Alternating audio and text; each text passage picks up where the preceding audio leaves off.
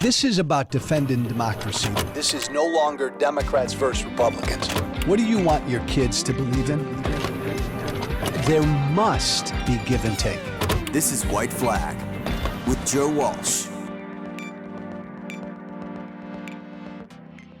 His name is Trey Wingo. You know him. We all know him, formerly of ESPN. He's now with the Pro Football Network. I want to ask him about that. He's also with Caesars Sports Book. Trey, it's damn good to speak with you. I told a friend a couple days ago that I was going to speak to Trey Wingo on my podcast, and he said, how the F is a crazy Tea Party former congressman like you? How do you know Trey Wingo, Joe? And all I could say was we've become like Twitter pals. Yeah, I mean, that's it. Yeah, absolutely. I sort of respect the way you approach things there, and we sort of connected. And, it's a weird time in America. And, I have a lot of friends across the political spectrum, and I'm a big believer that, together is the most important thing. And we just sort of hit it off when we started having conversations. That's how it began. In fact, I went back and looked back, Trey, and I credit you. You started the relationship. You direct messaged me back in June of last year. Yeah. And I love what you said. You said, I'm very appreciative of the way you're addressing very important issues. Your comments to both parties is the only way anything will ever change. What do you mean by that? Well, it's so divisive now. And I get it. Look, I'm a history buff. I understand, how Jefferson and Hamilton and Burr, I hate it and all that. I get it. But at the end of the day, I have a lot of friends that are on both parties. I went to school in a very conservative school, Baylor University in Texas, and most of my friends from Baylor are very conservative. I grew up in the Northeast. I grew up outside of New York City in Greenwich, Connecticut. I spent a lot of time in part of my life there. Most of those friends are very liberal. And you know what? We managed to get along. And I think that's been lost in all of this. Okay. I get it. You have things that you are very passionate about. And I understand that, as do I. But it doesn't mean we have to hate each other. And that's the thing that has bothered me about the way things. If you're not with me, you're against me. And I have people in my own family, Joe, who say, well, screw those guys. They voted the other way. I said, no. You realize we need them to win elections. Like, that's not how this works. We need to find common ground. And I think I'm for anything and anyone like yourself that is trying to get a way to get back to common ground. Well, and I know you know enough about me to know my history that I used to be a much more divisive son of a gun. And this is my penance, so I'm making up for it. Trey, have you... The first question I've always wanted to ask you, you're a very high-profile sports guy. You've been a high-profile sports guy for a long time. How often do you think about politics? Like what's going on in the country? Yeah, I think about it a lot. I try not to interject myself a lot because I'm a big believer in staying in your lane. You know what I mean? Like if I'm going to put something out there on Twitter or I'm like, okay, what are people really wanting to hear from me? Now, there are certain things that happen that I feel, okay, it's necessary to comment on that. But I do try and say, look, this is what people perceive of me. This is who I am. This is the path that I've chosen and the profession that I've chosen. But there are some things that go so far beyond that sometimes you feel like you have to weigh in. But I do think about it a lot. Like, I'd love to get your take on my opinion on this. I don't believe anybody is really for small government, okay? I believe everyone wants big government just in different places. Like, for example, liberal people want big government in handling of education and, all that kind of thing and reaching out to people. And, you can't tell me if you're a conservative that you don't want big government when we're banning books and we're doing, that is exactly. The government overreach everywhere. So everybody wants big government. They just want it in different places. Trey, I completely agree with that. I mean, my political background has always been, I've been pretty libertarian, stay out of my life, and I do want small government. But that's why I left the Republican Party about 3 years ago, because you're right. They've become just as big government as the Democrats, but they just want their thing. You're not, though. You're not. I'm trying to. Who was it? Fox News. I think it was Laura Ingraham a couple of years ago. She yelled at LeBron James when LeBron said something, and she said, "Shut up and dribble."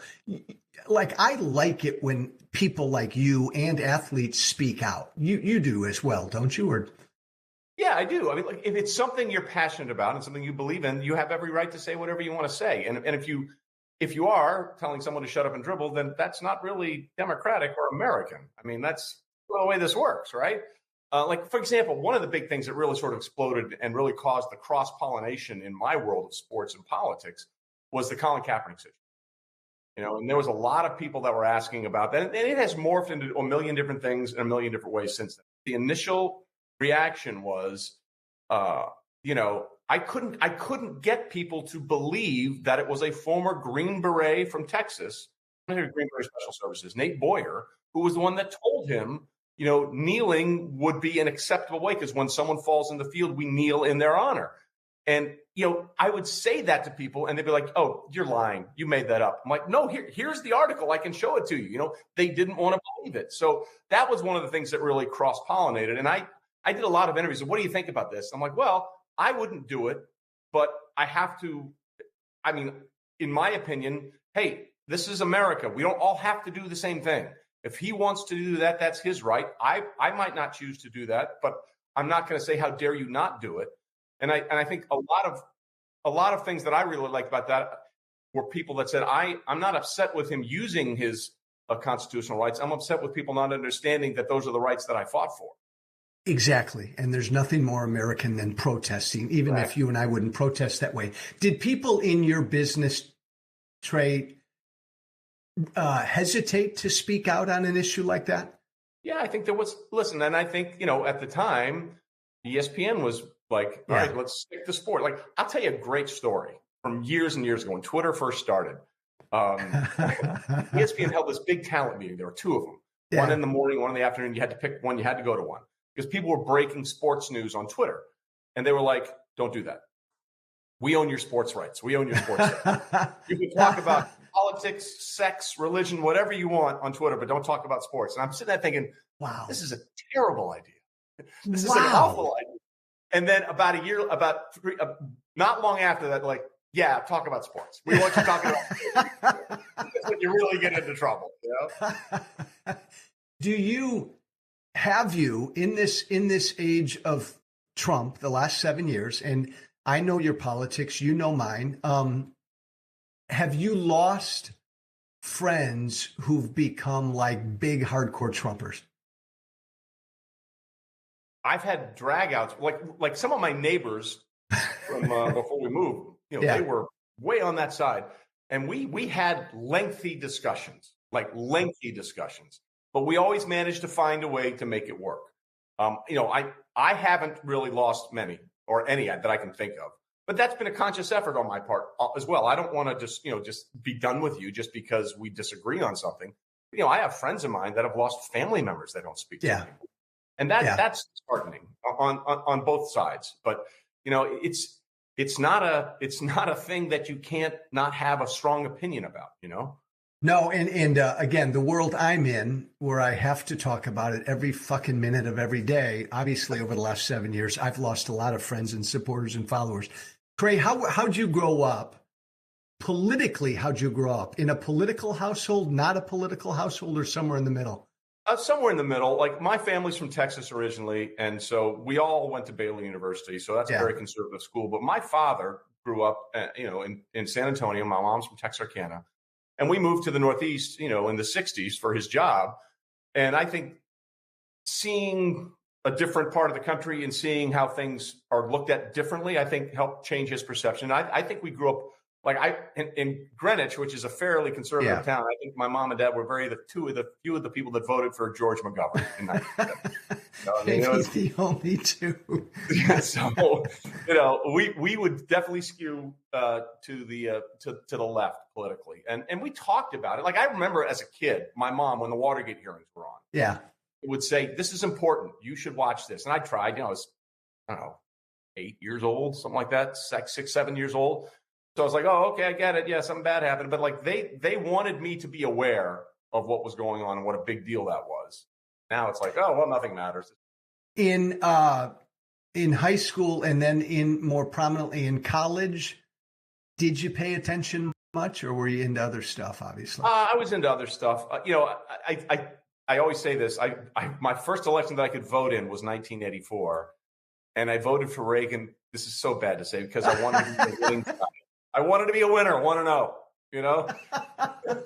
So, obviously I've put more thought into it since then. But as a 21-year-old, well, who's going to win? Let's do that. That was a good, safe bet. That's funny. My first election was 80. I went to a small school in the middle of Iowa, Grinnell College, very liberal place. Oh, I know Grinnell College. They set a record once for most three-pointers in a basketball game. That offense they have, it's unbelievable, and they're still doing it. Fantastic. I mean, all they do is they try to get a shot off as fast as they can. Right. Yeah. And Reagan won, and the entire campus in 80 went into mourning. When did you kind of begin to form your broad political philosophy? Yeah, it's sort of been a life philosophy more than a political philosophy. Like, you know, I did actually try and volunteer for Al Gore's campaign in 19. Yeah. I liked Al, and I wish he had won in 2000, and things might be very different. That was a close election. Was it like 37 votes, 537 votes? Wasn't it that one? Was that close? Yeah. Right, 537 votes in the state of Florida changed the entire thing. Just crazy. Exactly. So I've tried not to be like have a political ideology as much as I've got an ideology that I want to live by. And then I see what politics, again, Reagan's not the only Republican I voted for. I voted for others, and especially in state elections and local elections, which is, I think, so much more important than people realize. Like the midterms this past year, I was shocked for the first time people understood how important the midterms were. Yeah. You said you're a history buff. Yeah. As you look at the country you love today, let me start like this. Do you worry? Do you worry about where America is? Like, do you worry about us as a country? I do. I mean, I do. It's so funny because people are like, well, let's just divide it. Let's just go away. I don't think people understand how really ridiculous that is. I do worry about it because there are people that are just so entrenched that they want to just separate everything. And, but they don't, it sounds great in a broad picture, but the devil's always in the details. Well, how are you going to do that? What are you going to do with the federal things that are happening in every one of these states? Like the interstate highway system. Yeah. Okay. What do you have? Is it going to be color coded red and blue? Like what's going to happen? I always, again, people like states' rights. Let me do this. Let me do that. And then, whenever there's a border crisis, get the National Guard down here. Well, okay. If you want to not be in the union, that's not available to you, Can I give you one of my favorite questions? Yeah. And I want you to give me an honest, no bullshit answer. And I know you will. I love this thought experiment. If you were starting America from scratch today and you took our current geography, you took our land mass as it is, and you were starting a country all over, would you start us as one country? Or do you think I'm giving you the whole landmass, Trey. I'm giving you everything. Right? We're starting from scratch. You're asking, should we be like Europe, right? Bingo. Exactly. If we're starting over, would we, should we? I don't know the answer to that because when we started, there wasn't anything over there, right? it was the Eastern Seaboard, the Louisiana Purchase, and who the fuck knows what's out there, right? Yeah. That's what it was. So I would. Look, one of the things I love about this country is it is so different. Like, I'm talking to you in Hawaii right now. Yeah. And I love the fact that Hawaii and Connecticut and California and Texas and Idaho and Montana and Yellowstone and Glacier National Park, they're all part of this, Yeah. I heard someone once say, America is the best idea for a country. Yeah. And I believe that. I wish we were better at executing it. Well, and maybe that's part of why this is so difficult, Trey, because I think, and you can correct me if I'm wrong, but I've always said this, I think we're the only country in the history of the world that was created based on an idea. Yeah. And maybe that's why it's so difficult to get along. The question people like me always want to ask people like you is because of the profession you're in, do you or do other people kind of be very cautious about their politics because of the field you're in? Yeah, I think, well, it's different now because I'm sort of an independent contractor, whether it's Pro Football Network, Caesars, the 33rd Team, a bunch of other places that I work for. All right, go back to your ESPN days.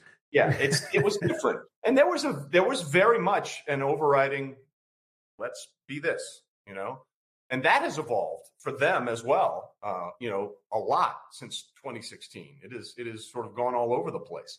But yeah, when you were there, you were very much aware, and it's much different for me now because it's just me. You know what I mean? It's sort of me representing me as sort of me representing an entire country, company. I do think there's a different dynamic there, but it was certainly something that you felt aware of. When you say, Trey, when you say back in those days, like at ESPN, and maybe it's this way now, when you say there was a clear "let's be this," you don't mean like let's all like. There's kind of a line. Right. What I mean is let's be conscious of the fact that you're not representing yourself. You're representing the Walt Disney World Company. You're representing ABC. You're representing ESPN. You were very much made sure, which was a good thing, I think, for the company, that you're not just some dude out there or some woman out there. You come with this whole umbrella, and you need to understand that. What issues, like when you think of a policy issue or political issue, what gets you most motivated? What do you care about? Is there an issue too that has always grabbed you? There's a couple, sure. I'm for people being allowed to be who they are, for lack of a better term. You know what I mean? We can have all kinds of policy debates. We can have all kinds of, why this budget doesn't make sense, but be who you are.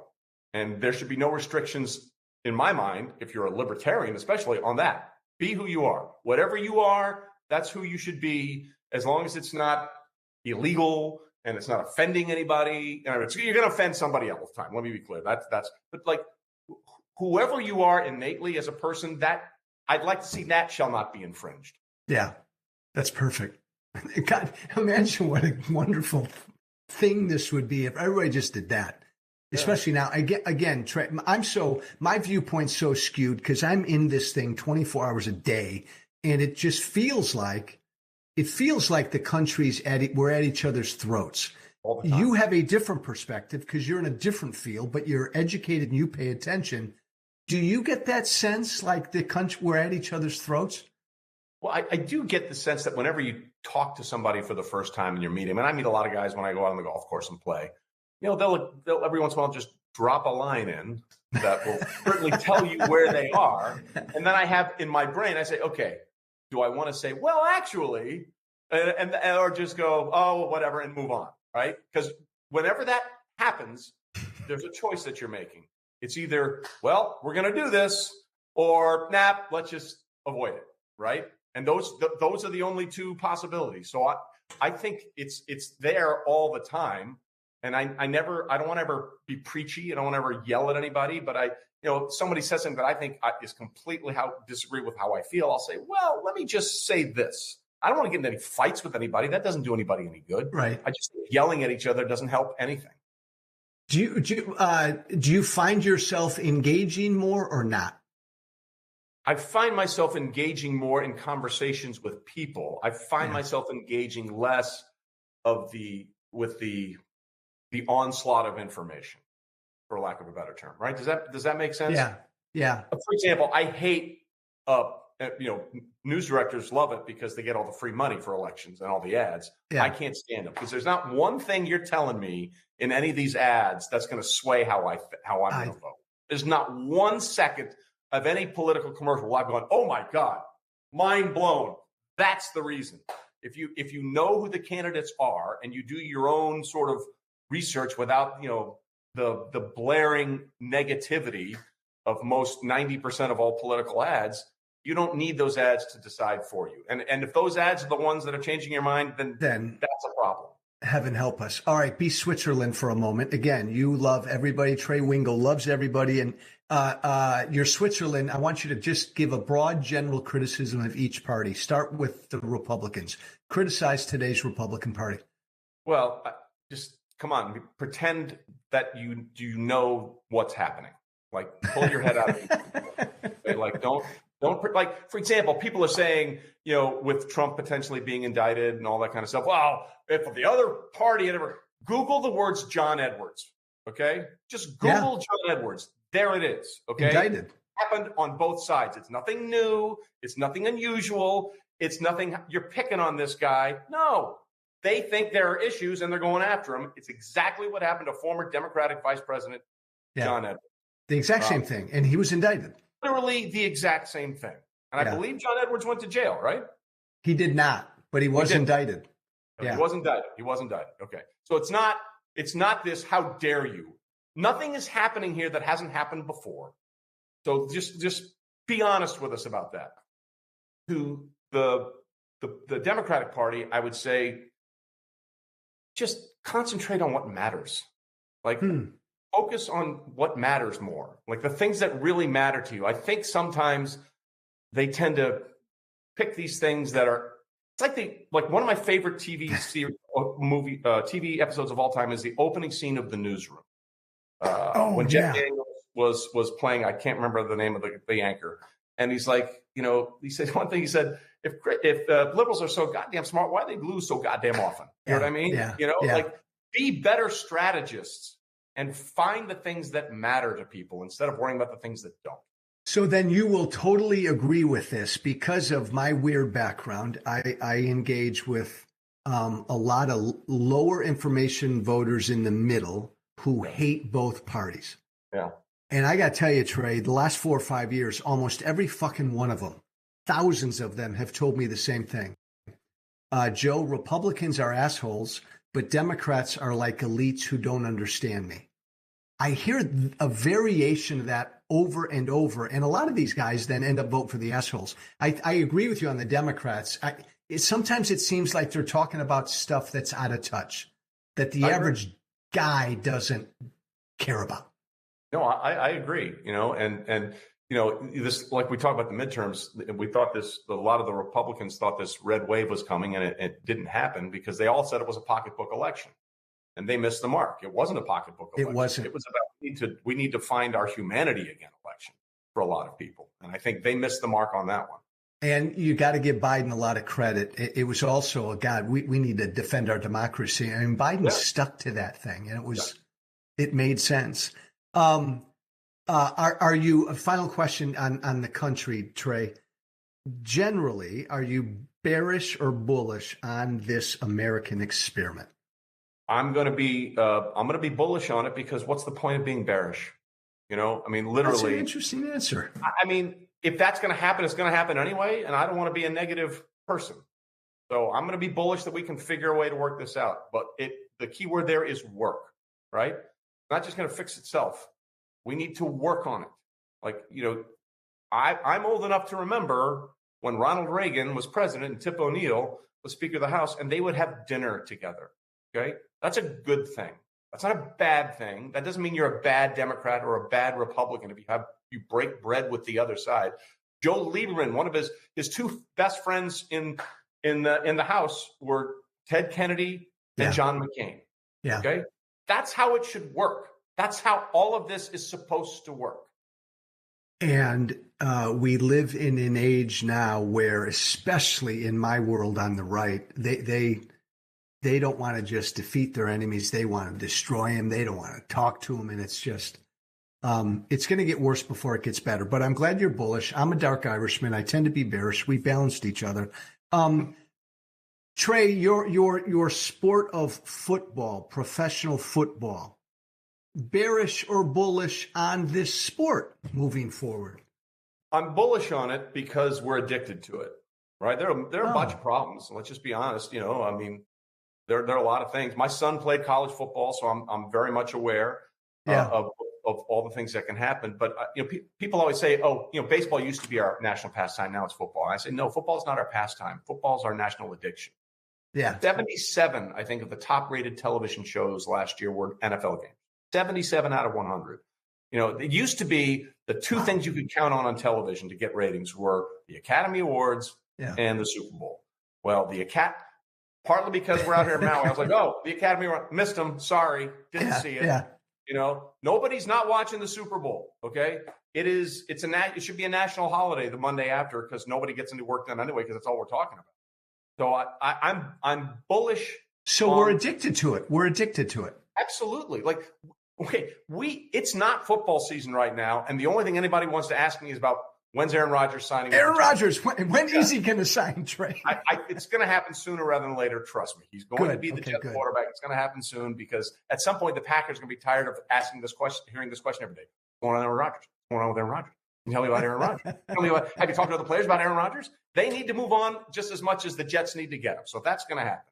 But I will tell you, when I was at ESPN, I just hit the fan here. Sorry, so it wasn't an earthquake. That we would try to come up with ways to create football content all year long just so people would tune in and listen because it's about football.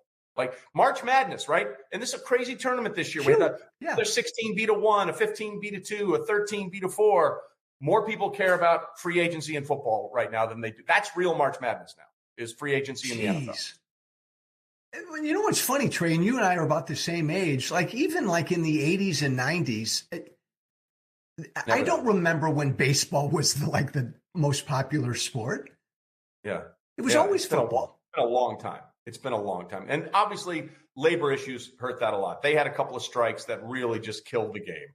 And one of the things that the NFL has done really well, Joe, is they've had labor peace. You know, we had a lockout in 2011 that went from April to June. Oh, wait, they don't play any games then. You know what I mean? There's not been a missed game of football because of a labor situation since the last strike in 1987. And, you know, every coach will tell you about football is the most important ability is availability. And we've had the availability to watch football undisturbed since 1987. But now, just, again, I'm going to press you on this one more time because Aaron Rodgers, Trey, is the only guy I'd ever leave my wife for. I have always loved it, just purely from a talent perspective, Trey Wingo. He will sign, correct, with the Jets? Yeah, it's just a matter of them working out the trade because the Packers have been ready to move on for him, obviously, for a couple of years.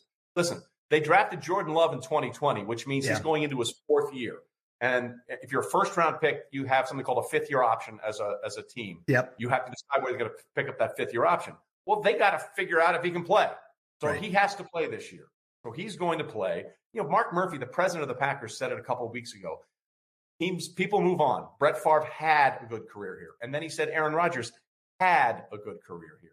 That was before Aaron Rodgers went on and said he wants to play for the Jets. So it's just a matter of how much longer they want to drag it out, but it's absolutely happening. The Jets have signed all his wide receivers, Allen Lazard, Randall Cobb. I mean, they just got Mecole Hardman. They're doing this all for Aaron. Give me a name. The reason I love Aaron Rodgers is he's singularly the most talented person I've ever seen at that position. Give me your most talented person you've ever seen at that position. Patrick Mahomes. I knew you were going to say that, and we were going to have a throwdown. Damn. Listen. Here's what I get it. You can like Aaron. Aaron's first ballot Hall of Famer. Oh, by the way, here's another reason he's going to the Jets and not retiring. Think about this. If he retired, he'd be in the same Hall of Fame class as Tom Brady. Exactly. Okay. That's not how Aaron wants to go to Hall of Fame. Okay? He's not going in second fiddle to Tom Brady. True. All right, that's not going to happen. Here's what I'll say about Patrick Mahomes. And I have no idea how many rings he's going to win. I'm not a ring counter. To me, that's rings make great teams. Yeah. Hall of Fame is about great individual talent. Since he became the starter, Patrick Mahomes has done things that nobody has done. Like this year, this was supposed to be the hard reset year for the Chiefs because they lost Tyreek Hill. Well, what does he do? He leads the league in touchdown passes with 41, leads the league with passing yards, and sets a single season record for the most combined yards on the way to his second MVP award and his second Super Bowl MVP. He's one of one. For as good as Aaron Rodgers has been, the Packers' experiment with them was not good enough. They went to one Super Bowl his entire time. One. Patrick Mahomes has already been to three. He's only been a starter 5 years. I'm not gonna fight you. This is a respectful conversation. Hey, some of my followers threw a couple football questions at me. Sure. For you. Trey Wingo, a lot of discussion about CTE in football, but rarely anybody talks about addictive painkillers and opioids given to athletes. Yeah. How prominent are they? Is it a problem? It's a problem. It's an absolute problem. And a lot of former NFL players that's why they're big into CBD and THC, because there are better ways to medicate your body if you're going through that pain. And I'm not saying all football players or all athletes simply smoke weed because it helps their body. There's another side to it. Let's just be clear about that. And that's fine if it's in a state where it's legal for you. Yeah. I think, look, for example, there's Byron Jones, who just got cut by the Miami Dolphins. He set some incredible broad jump record when he was at the Combine, and he put out there a statement recently that said, I can't jump anymore like that because of the pills I took when I was playing. And, so many times you'll have an end of the season checkup with the team physician, and they'll go, oh, my gosh, you had a hernia. We didn't see that during the season, so you're going to have surgery in the offseason. It's a problem.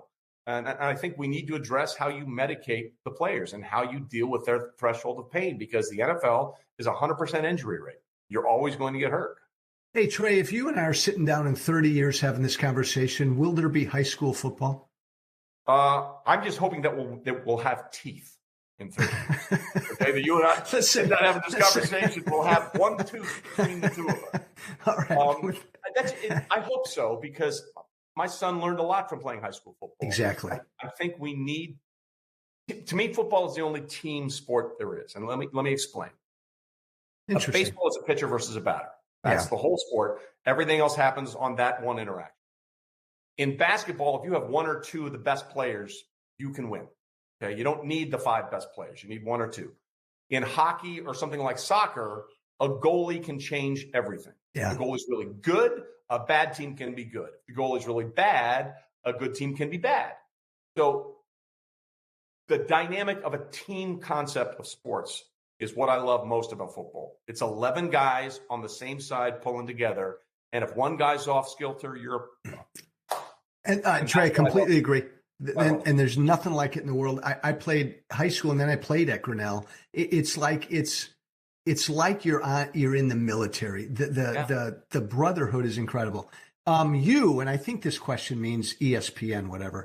You were a victim of sharp declines in cable viewership. Trey, what's the future of sports broadcasting in your mind? Will there be a day soon where everything NFL related is on streaming? Yeah, I think Amazon got the package this year. Okay. ESPN is now down to about 70 million homes. At its peak, when I was there and ESPN was at its peak, I'm not saying it was at its peak because I was there. When it was there, I think we had most was like 110. Okay. Now that's $10 a month times 12 months minus 35 million people. Yeah. It's a lot of revenue that's going out the door. And Bob Iger just said recently he believes eventually ESPN will go straight direct to consumer, which is like on demand, whatever you want to watch. It's the future is on. Like, I'm doing this from my pod situation in Maui. I do stuff for Caesars here, Pro Football Network here, the 33rd Team here, a bunch of other people that I work for.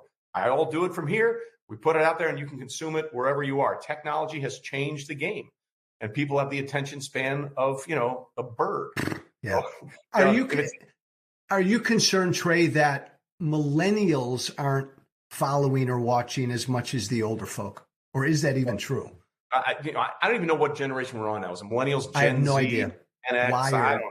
Yeah. I don't know X, what Y, is or what. Z. But everything's online, right? Like I can watch a football game on my phone if I wanted to. I don't want to because I want to see the screen unless I have in front of it. But I can get, when we did NFL Live, for example, Monday through Friday, 4 o'clock Eastern, it was a sort of appointment viewing. Everything you needed to know was going to be on at 4 o'clock. Well, now you can find it out whenever you want. Like I was 2 weeks ago when Sean Payton was hired by the Broncos and DeMeco Ryans was hired by the Texans, the folks at the 33rd Team that I work for said, hey, can you give us a clip? I'm like, on the golf course. Just shoot it on your phone and send it in. Boom, did it. Was up in 10 minutes, and that was the way people got the information. That's what they wanted to see. So technology has changed everything, and it's not going back. We used to, when you and I were kids, we picked up Sports Illustrated once a week. Then in high school and college, we watched Sports Center once a day. Now you can get it like now, Yeah. everything Yeah. now. On demand. Somebody wants to know if you think soccer will ever get to the level of the NFL or the NBA in this country. No. Thanks. I mean, I love the World Cup is one of my favorite things. Really? Outside of magic water that they spray on you when a guy looks like he's dying on the field. My good friend Mark Schlereth, who had 29 surgeries, said if I had had some of that World Cup water, I might not have needed those surgeries. But listen, it is the world's game. I mean, the number we crow about the Super Bowl here. The numbers for the World Cup are stacked. Oh, unbelievable. Yeah. Off the charts. I think it has a chance to be in the discussion as a Big Five sport now, because normally we talk about the Big Four: baseball, basketball, soccer, hockey. Right. I think the day is coming where you're going to have to say there's really 5 big sports, but it's genetically not going to ever be as big as football. Trey, explain what's Pro Football Network? What is it? Pro Football Network is a company that put together that we do a lot of stuff online. It started out as sort of a thing involving the draft, but like I said, there's just this constant quest for football saturation. So I work with them. I put out shows on their websites and on Twitter and on my Instagram and all those feeds. Same thing for the 33rd Team, which is a bunch of former NFL coaches, players, and executives. It's run by a guy that used to run CBS Sports, all their NFL shows. I've known him forever. Yeah. And that's sort of taken off over the last year, and we do the same thing for them. Obviously, I work with Caesar Sports.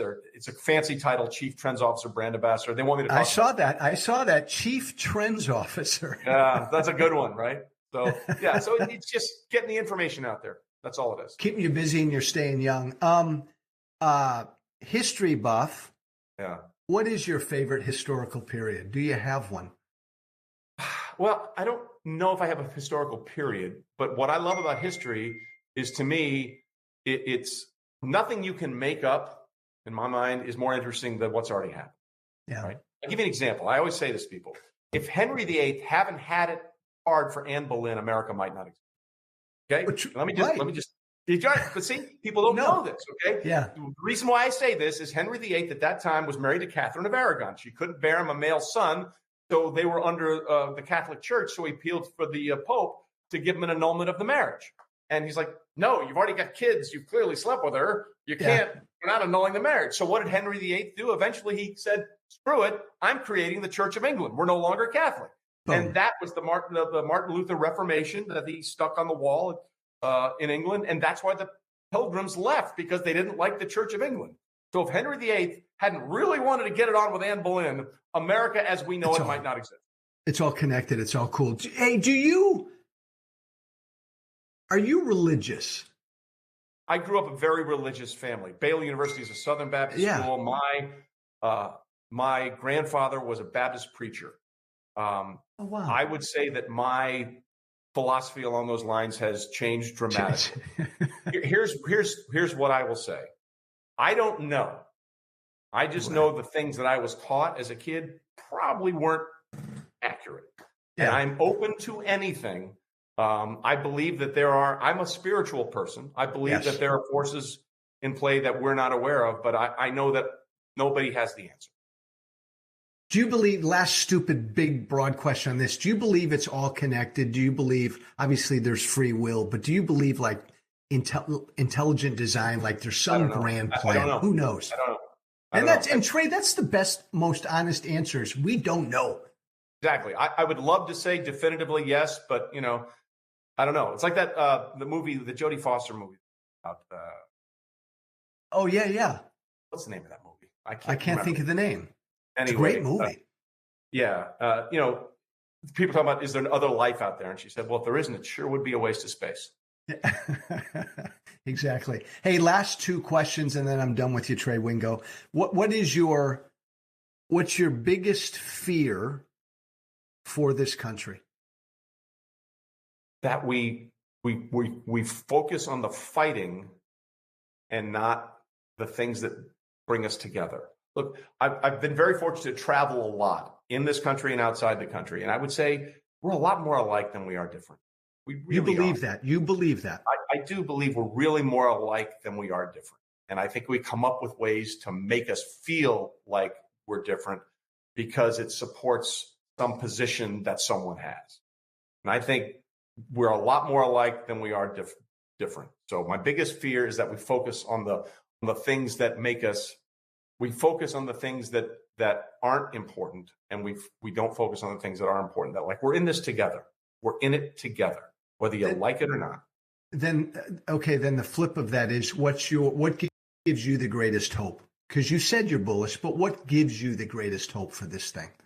Because I want to believe it's possible. I've seen what's happened, where we are and where we've come from. And, I have to believe that sanity will prevail. Now, John Cleese, who was part of Monty Python, had a great quote. He said, "When I was young, I believed the world was a sane place and there were pockets of insanity. As I got older, I believed the world is an insane place and there are pockets." He's so good. He's so damn good. He is. But there's no point in saying, well, it's all going to hell. Screw it. I don't want to live that way. I may be naive, maybe foolish. I'm going to believe that we'll figure it out because we haven't pushed the button yet. Yes. We've been close. We haven't pushed it yet. So why push it now? Hey, last question, my friend. You're a public person. What's one thing you wish people understood about you? Oh, God, nothing. I love it. See, I love asking people that question because every fucking answer is different. I mean, what people understand about me that I'm not very complicated. I like sports and I like some things. And, if you're looking for me for world answers, you're talking to the wrong dude. Joe, my life philosophy is twofold. Number one, know who you are. Yeah. And number two, know who you're not. I love that. That's so simple and straight. Well, I love that. Yeah. But the idea is simple and straight. The concept in doing it sometimes is difficult. Hey, he's Trey Wingo. You'll see him almost everywhere. Check out Pro Football Network. Follow him on Twitter @WingOz. Hey, do you still have your, what is it? I subscribe to it, or the podcast? The bulletin, the bulletin through Facebook. Yeah, they closed that thing. Okay. About 6 months ago. That was fun. I enjoyed that. But I enjoyed what you did, what you would write and stuff. I appreciate that. I enjoy writing. It's fun. My dad was a journalist. He was a writer. And founding editor. You should find a way to do more of that. We're working on it, and I have a new thing. I can't announce it yet, but it's coming soon. So we got a new thing. So that means follow Trey Wingo on Twitter @WingOz. Trey, you're the best, my friend. It's Wingos is what it is. Wingos. WINGOZ. WINGOZ. Trey Wingo. Trey, thank you, my friend. You got it, Joe. Always a pleasure, man.